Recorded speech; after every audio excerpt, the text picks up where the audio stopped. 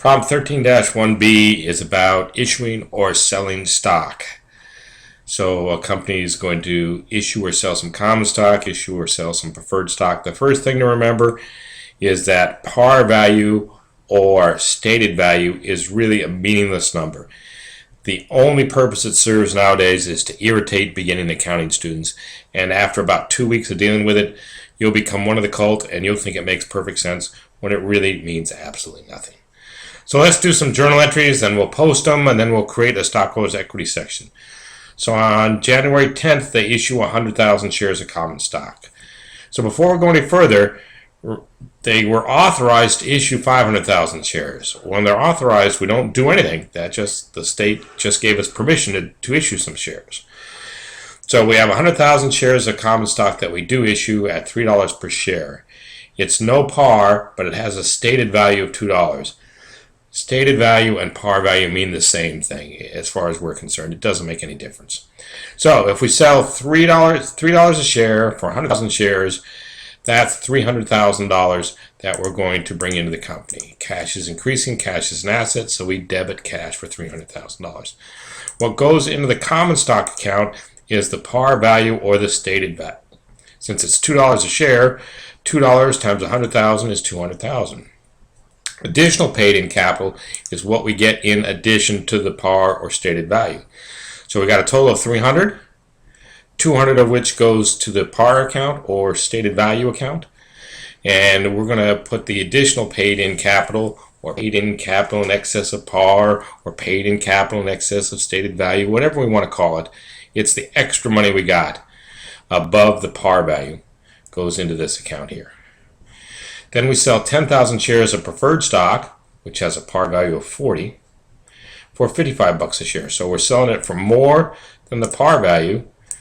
So we're going to debit cash, $55 times 10,000 shares is $550,000. The par value goes into this capital stock account, so it's $400,000. That's $40 times 10,000 shares. And anything in addition to that goes into the additional paid in capital preferred stock. So $550,000 minus $400,000, we got $150,000 above the par value. Then we issue 25,000 shares of common stock for land. The asking price is $90,000. We don't care about that. The fair value of land is $75,000. We do care about that. So when we issue stock to buy an asset, we're going to value the asset at the best number we can come up with. In this case, they haven't given us a stock price for common stock since January 10th, so we can't really use the price of 25,000 shares to judge the value of the land. So instead we'll go with the book's notion that the fair value is $75,000.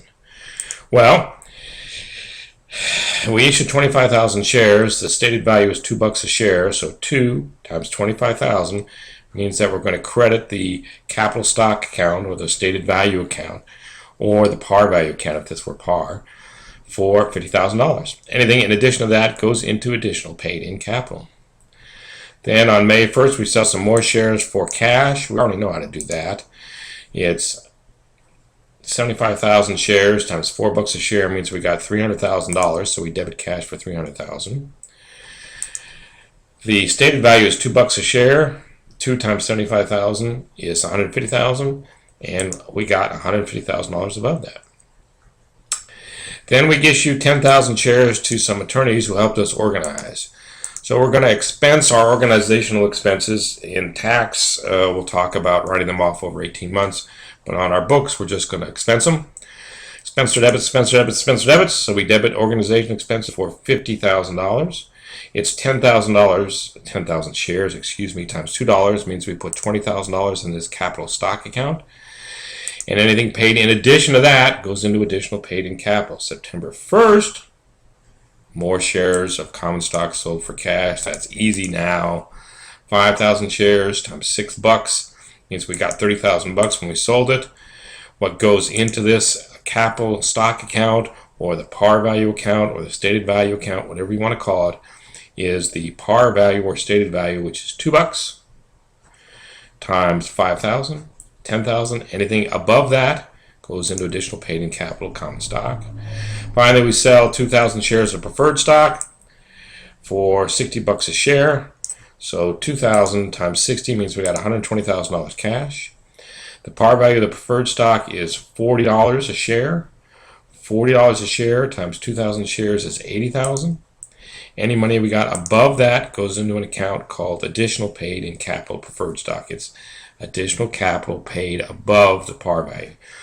Sometimes you'll also see these things called as paid in capital in excess of par. It means the same thing. So that's A. Part B says to post these. So let's post all these to their accounts.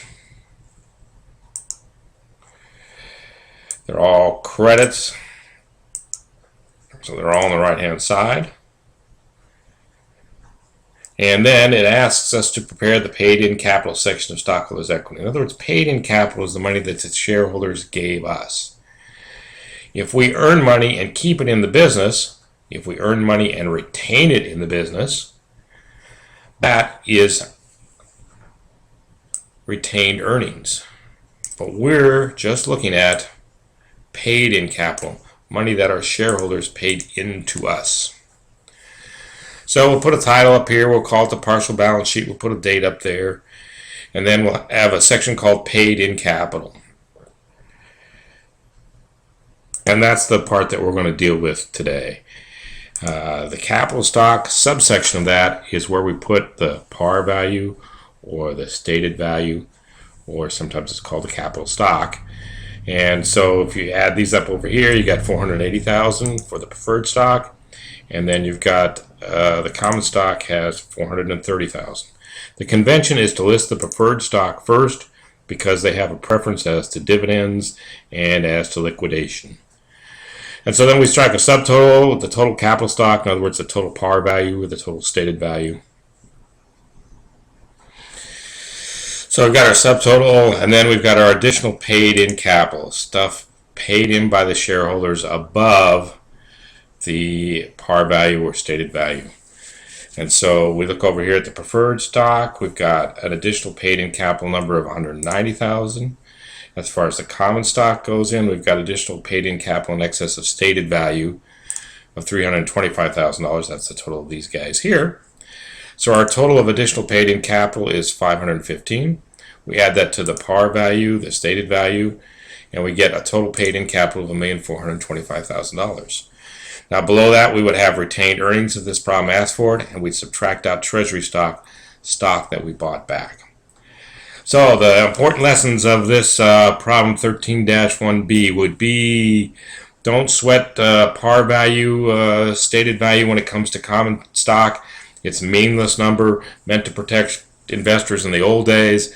It doesn't work, and it's only there to confuse you today. The other lesson is, if we issue shares for an asset, we're going to value that asset at the best number we can use.